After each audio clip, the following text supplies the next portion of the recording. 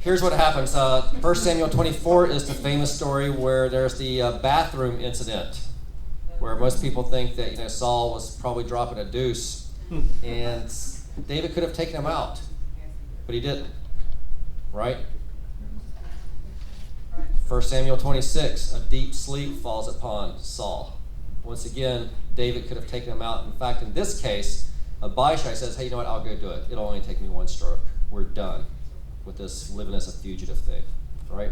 And so 1 Samuel 25 is right in the middle. So here's what's interesting. This is what you'll notice in your own spiritual life. You have these great, huge wins. Maybe you had like a huge win spiritually. You overcame a great temptation. You went through a test and you passed. But then there's another one. And this one's got a different face to it. Okay, this time instead of Saul, it's Nabal. Okay, so it's a different face. A little different, okay, but really it's the same thing. So here's what's happened is David has been serving. He's living as a fugitive.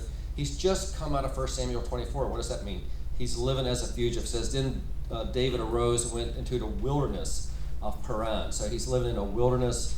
He's there, and then basically this incident happened. So just to kind of summarize a few things for you. He's kind of serving as like a security guard.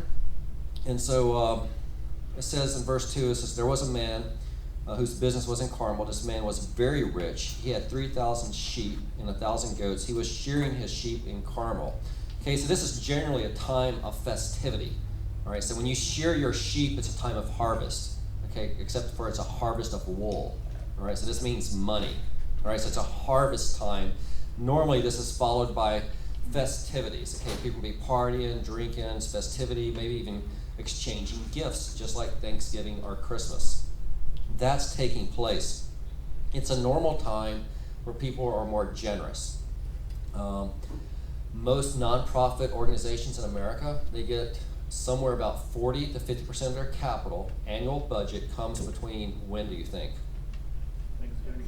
Thanksgiving to December 31st because of year-end tax credit, right? So it's that time of year here. So it's kind of a normal, hey, hopefully you'll be a little bit more generous spirit. David's saying, look, I've been serving as like a security guard. Now he hasn't been asked to, all right? He's doing this out of the goodness of his heart. So that's a very important point. Okay, so he hasn't been asked to do this, but he's serving as a security guard. And instead of getting like just a simple, no, sorry, can't help you out, dude. He gets like an in your face. No, not helping you out. And who are you? And yeah, you know what? You and the camel you rode in on can go somewhere else, pretty much. I mean, it's very rude. All right. So here's the deal. So it's a rude response. And so there's a couple things here that we want to learn. Number one is, first of all, with Nabal, he's rude. He's unappreciative. One of the things that I feel like that we could all learn is to always practice tact. Okay, see, you can be right in something, but very wrong in how you handle it. Really, yeah, Nabal, he's not obligated. Would it have been a nice, generous gesture? Absolutely. Would that have been a good thing to do? Absolutely. But was he required to? Well, no, not really. There was no contract. Nabal had not said, hey, will you do this for me? Will you help out? So, but it would have been tact. So here's one of the things. We have to be very careful that even when we're right, that doesn't entitle us to be a jerk in how we handle a situation, right? What is Nabal? It's a jerk, right? He handles the situation that way. So how would you know if you're being rude yourself? How would you know, what's the difference there? Well, one, if we get to a point where we're going to say what's on our mind without caring about the other person's feelings, that's going to be considered rude. Okay, and it will definitely affect you in your marriage. Okay, because when you get married, you're gonna have a very tight relationship, and yeah, you want to be honest and transparent. And a lot of times I hear people say, "Yeah, I just tell people what's on my mind." Okay, well, are you able to use tact when you do it? Because you can unnecessarily hurt someone, and those wounds can last for years, right? When we were kids, we were all told, "Sticks and stones may break my bones, but words will never hurt me," and we all learned that's not true, right? Some of our deepest pains and wounds came from what? Well, words, the way we were treated. So here's a couple things that we can learn from David and some principles here. Number one is you're going to encounter rude people. Okay? It's just going to happen. You're going to be offended. at some point. So here's a couple things here, some points that I want to share with you. Number one, don't lose your cool. Okay, just because someone's been a jerk to you, don't you then in return become a jerk as well. Okay, so Thomas Jefferson put it this way. He says, when you're angry, count to 10. When you're very angry, count to 100. Okay, so here's what I want to encourage you to do is when you're angry, begin to count. Proverbs 14:17 says this, a quick-tempered man does foolish things. And we have all experienced this in our lives, haven't we? Okay, you lose your temper, and what happens? You do some pretty stupid stuff, right? You do some really foolish things when you learn your temper. I think Thomas Jefferson's right on here. It's not in the Bible, but it's pretty good. When you're angry, count to 10. If you're very angry, count to 100. Will Rogers said, whenever you fly into a rage, you seldom make a safe landing. All right? Before you make that Facebook post, before you send that text, before you send that email, count to 100. I don't know how many times I'm like, thank God, all right, where I've actually drafted an email. It's like, no, I'm going to wait. I am so glad I waited, all right?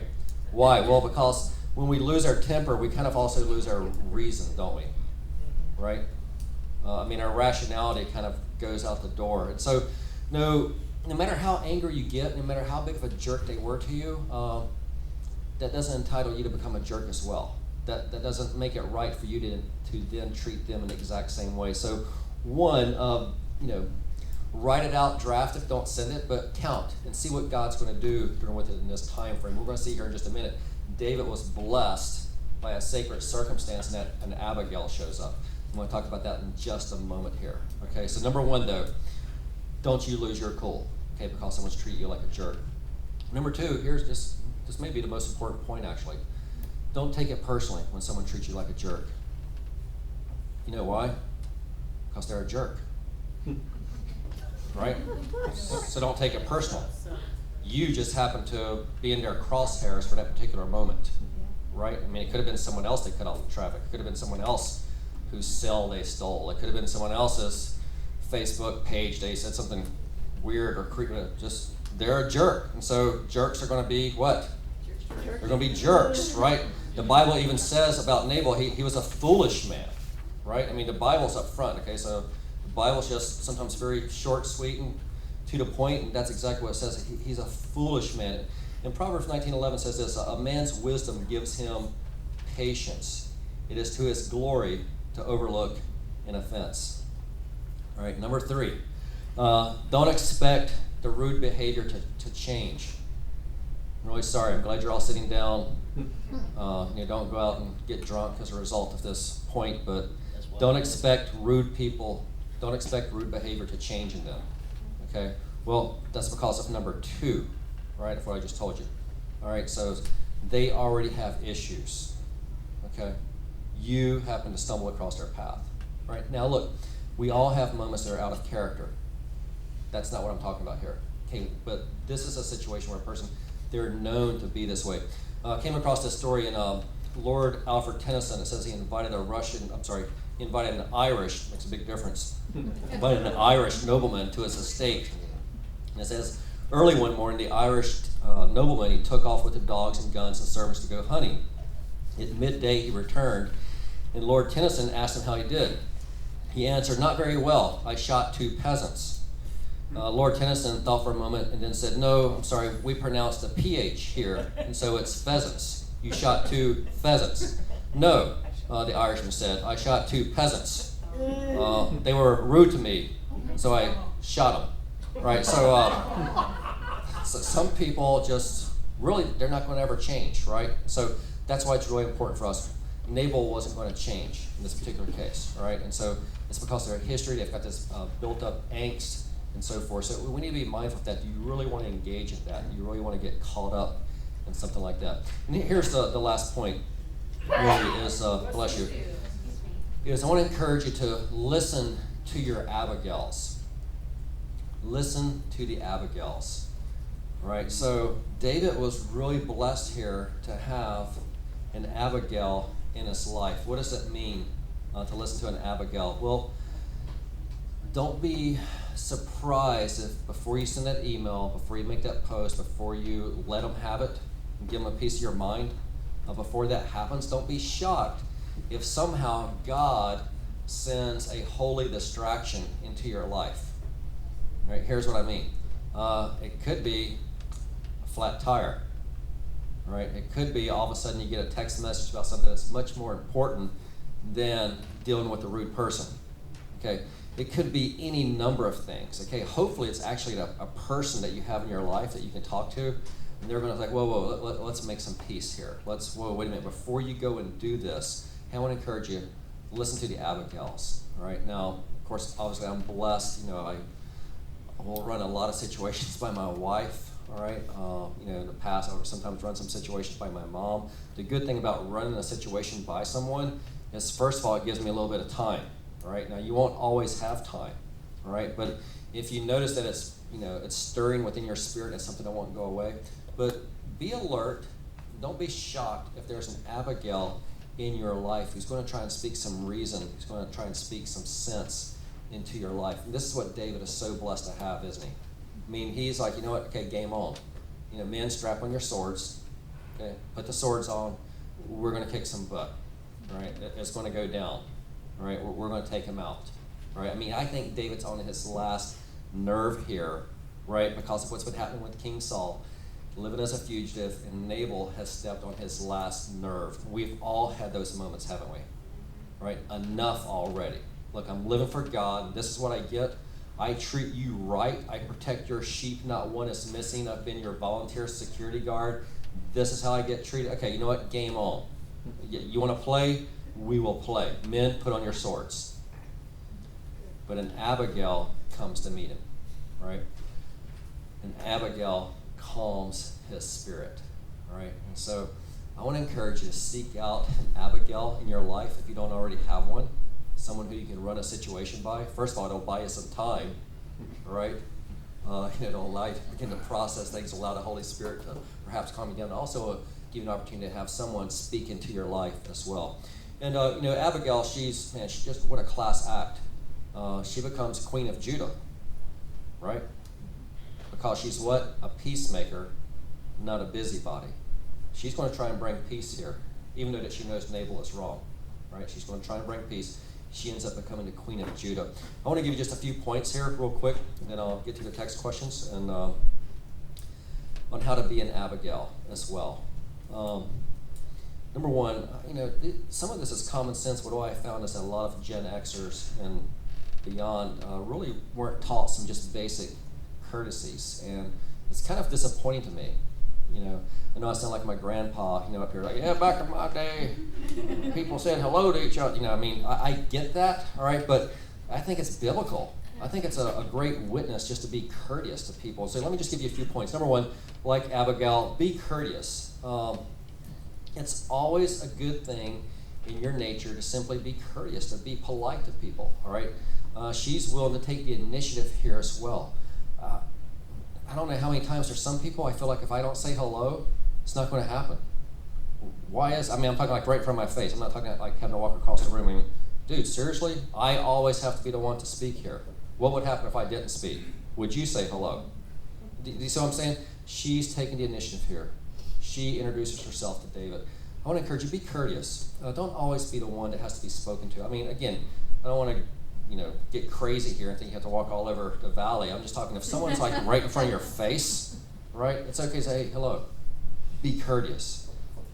Start a conversation every once in a while, maybe a lot actually, by asking questions about the other person. All right, I'm going to say it again. Glad some people are taking that. No, I'm just kidding. Start a conversation sometimes by asking questions about the other person. Have you ever been in one of those conversations where, man, just like nosedives? You know why? Because you've run out of questions to ask them. Like, dude, have you ever thought about asking me some questions about my day?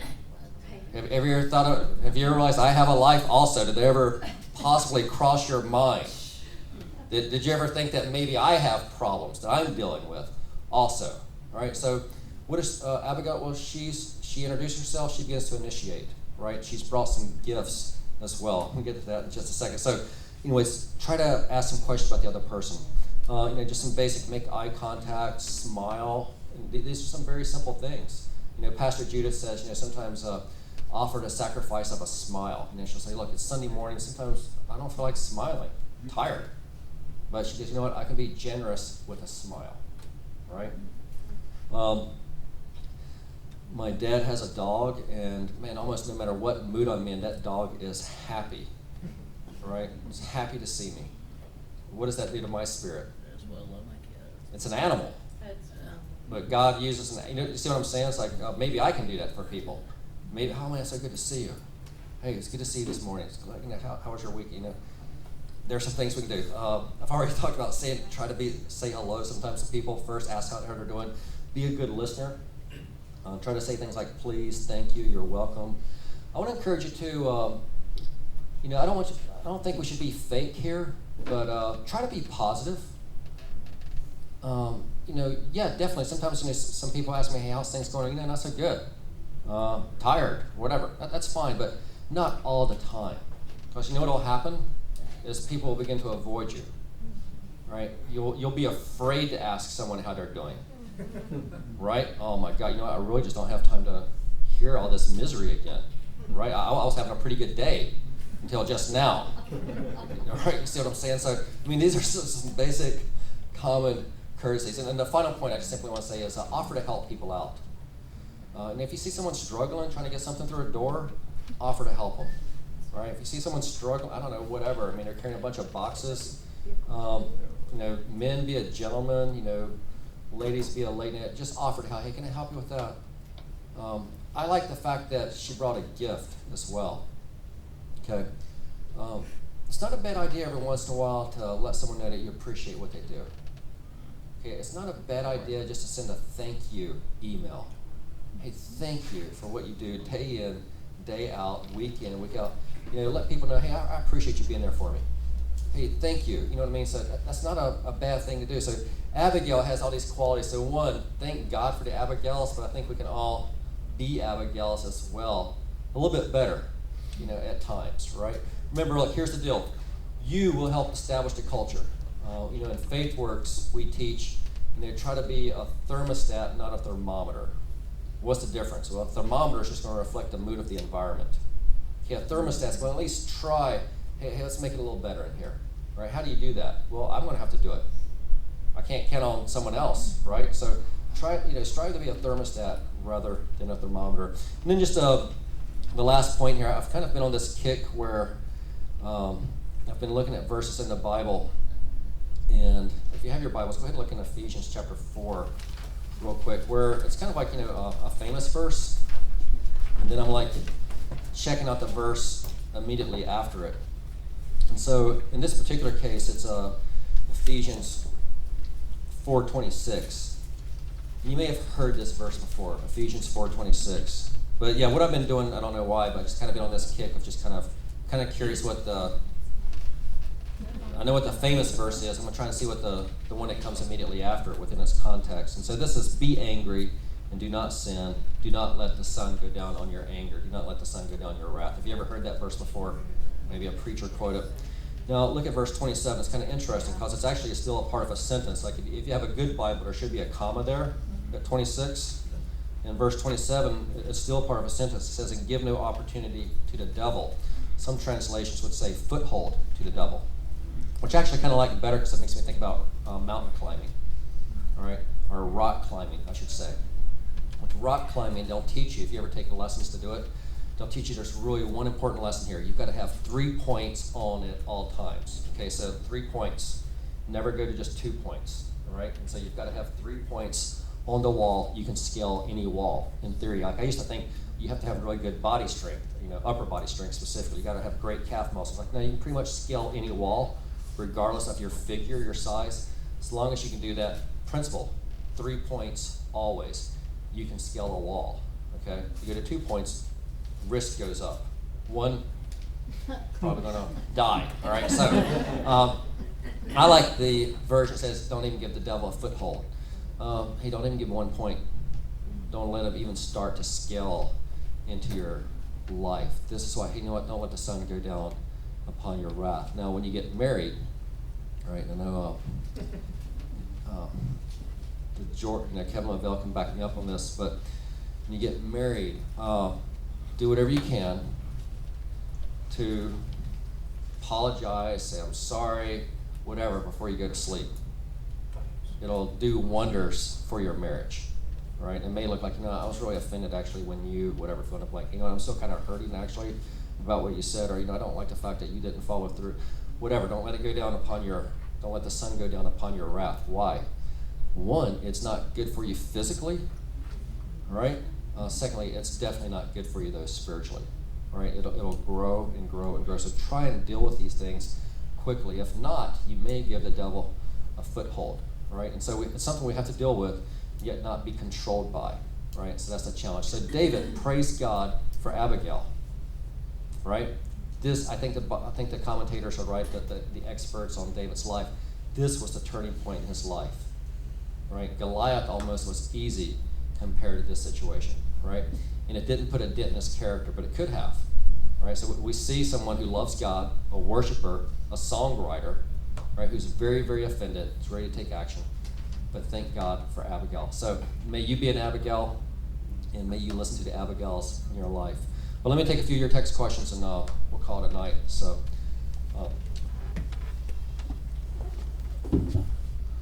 so speaking of being offended, I noticed that neither the Republicans nor Democrats really focused on the war on terror. Is the war on terror a war we can really win? I don't know, probably not, but here's what's actually more important, is that they didn't win either. See what I'm saying? So the fact that the terrorists didn't win, or will not win, that's actually a win for us.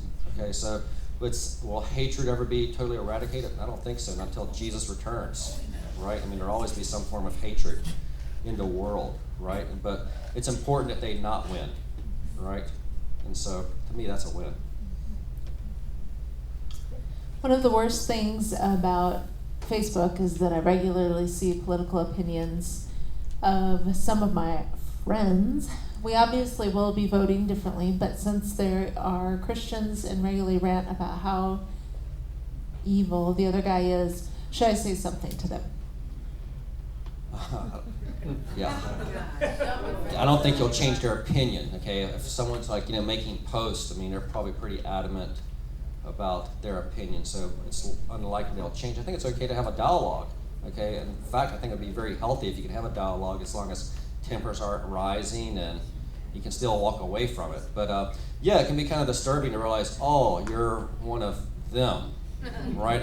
Regardless of what party you're in, right? It's kind of, really? I've had that even happen to myself and some commentators. And so here's how I am at on this. I definitely vote. My father was a career Navy man. I believe in voting, and I believe in free enterprise and capitalism. God bless America. I know it's not the perfect nation, but there's no other nation that I would rather be a part of. All right, vote. But my hope, honestly, guys, I know it sounds like so cliche because I'm a Pat. My hope is in Jesus. Right? My hope isn't in any politician. Okay, now I don't want to, I have my beliefs and how I feel like our country should be run, but, Billy Graham back in the 70s, his answer to everything was Jesus. What should we do about the race issue? Jesus is the answer. Well, what about the Cold War? Well, Jesus is the answer, all right? What about the poor? Well, you know what I'm saying? So I think it sounds like a cop-out, yet it's really true. My hope is in Jesus. And so I'm a Christian with a capital C and an American with a little a. All right? I know that the kingdom of God is going to last forever. I love America. God bless America. I pay taxes. I got U.S. savings bonds. I've got a vested interest in this. I wanted to make it because I want to cash in my savings bonds one day. All right? But I think it's a dialogue that you could have. I would recommend offline, though. Right? Would be a better. It's like, hey, let's talk about this. Okay. What if, can I just throw a little comment in there? I remember one conversation that we had maybe it was last year, a sermon series that you taught on, are the things that kind of shouldn't be a stumbling block for us as Christians, and it's more of a distraction. So when the enemy can divide us on politics or on even theological ideas or sociological ideas, then he wins. Right. But if we can continue moving forward on the points that we agree on, which is Jesus, then we all win. Okay, I'm ready to read the other one. Sorry, Kathy. What if the offense was a grave one and I'm still hurting? Shouldn't I wait to forgive until I can be honest about it? And wouldn't it be hypocritical to do otherwise? Can I start on this one? Please, I actually had a situation several years back, and someone had asked me for forgiveness, and I said no. And it was shocking. It was a room full of Christians, and I was very adamant about it. And I said, I'm not there yet. I can tell you that I accept your apology, but I'm not at a point of forgiving you just yet. And there was a point where definitely by the end of the day I had to go back and say, yes, I forgive you. I'm still hurt. I'm still going to try to process through this. But I couldn't be honest about it before. So I think the honesty needs to rely on us and not on them fixing it before we forgive them. But it's okay to talk through that. It was someone I knew I could trust in my process of it. And forgiving by faith by the end of the day. But, we were friends thereafter and traveled together. But that was a real pivotal point. I'm not going to give just a pat Christian answer in our Christian environment because that's what everyone's expecting me to say. And instead, I would like to talk with you a little bit more before I get there. I think that's a great answer. I don't think Jesus expects us to be all fake about it, right? But Jesus does say, in the Lord's Prayer, forgive me, like the prayer I'm supposed to be praying, forgive me my trespasses, my sins, as what? Well, I forgive those who have trespassed. Like, okay, well, I want to be forgiven because I want to be tight with Jesus. I want my prayers answered, and I want all of God's blessings in store for me. So, okay, that means I'm going to have to forgive them. So what I do, how I roll with it is, I extend forgiveness. What I have noticed, though, just to be totally honest, and I would say don't beat yourself up over this. I've noticed that it takes a while for my feelings to catch up. You see what I'm saying? So if someone asks for my forgiveness, I have to forgive because I want to be forgiven as well. All right? Does that mean that I like what they did? Absolutely not. Does that mean I'm still second guessing maybe? Was that real? Is that, yeah, but my feelings sometimes it catches up. Sometimes it's pretty quick. Sometimes, guys, honestly, I'm glad you're all sitting down. Sometimes it's years before my feelings have caught up with it. All right? So it very well may be the same with you, but I have to begin to declare it. All right? That, like even in my private time, like if asked me to forgive them, and unlike Jen, I said, I forgive you, but really, dude, I don't trust you as far as I can throw this building. All right? But so you're more honest in your at least forthright answer, but I did forgive them, and it just takes a little bit of time. And so just don't beat yourself, but you have to forgive because we need forgiveness. Jesus says, what? Blessed are the merciful, for they shall receive mercy. I need mercy. All right? And so I know you do too. I'm a little off topic, but does God get offended when we include him in our joking around, not in ways that would be offensive? I'm going to say it depends. As long as it's not like sacrilegious, I think God knows your heart. I really believe Jesus had a sense of humor. In fact, that's such a good question. I was just recently studying humor in Jesus, and there's been very little written about it. But if you understand how the Bible was written in the first century, there's quite a bit of sarcasm that Jesus uses on a number of occasions. And so I definitely believe God has a sense of humor, and that we're created in his image. So as long as it's not blasphemous, I think you're okay. Now, keep in mind, we all have our pet peeves, right? And so like my mom, she don't want to hear any jokes, even remotely, sacrilegious, all right? My dad thinks it's funny, totally different. But we all have our pet peeves. And so I think you need to be sensitive to the people that you're around, all right? And true to your own spirit. If you feel the Holy Spirit convicting you, then, you probably crossed a line there, okay? So we can take one more. What do you do when you realize that your excitement and motivation for many things has disappeared and you're just going through the motions, including a relationship with God and a Christian walk? you need to confess it as sin. That's called spiritual apathy. Okay, so confess it as sin. And God already knows that about you, that you've lost that motivation and desire. And so say, Jesus, forgive me. I want to maybe ask the Holy Spirit to search you and say, search me, Lord. Is there something in your life that's causing a chasm between you and God? Here's what I do know. I'll give this illustration. Sorry, it's a repeat. I used to have an Olds 442. Wow. 1972. Yeah, thank you. And it had bench seats. Okay, bench seats. So that meant my girlfriend could sit like right beside me. All right. So the shift was on the 442. So I was down here, but you had like a bench seat, so she could sit right here, and I could shift the gears. And as most high school relationships go, it began to fizzle out. And I remember she was like sitting way over there, as far away she could get from me. And so we were having the conversation. And she goes, I remember it so well because I felt like I was right this one time, all right? So she said, we used to sit so close together. I was like, I got to drive the car, right? You moved. I've got to be here behind the wheel. You're the one who moved. All right, so that's why I remember it, because I felt like I was right this one time. Here's what I can tell you about God. If you feel alienated and distant from Him, guess who moved? You. There's something going on probably in your life. Okay, so ask God to search you. And we also simply go through seasons where God's quiet. That's okay. So just make sure it's apathy and not just the solitude and quietness of God. Sometimes you need to have these mountaintop experiences, and then it's like, where's Waldo with God, right? He's still there. He still loves you. Sometimes He's very vocal in your life, very active in your life, but not every single moment. Okay, so make sure you're distinguishing between, am I living this life of feelings that I have to feel it all the time? Because you won't even feel it all the time in your marriage, right?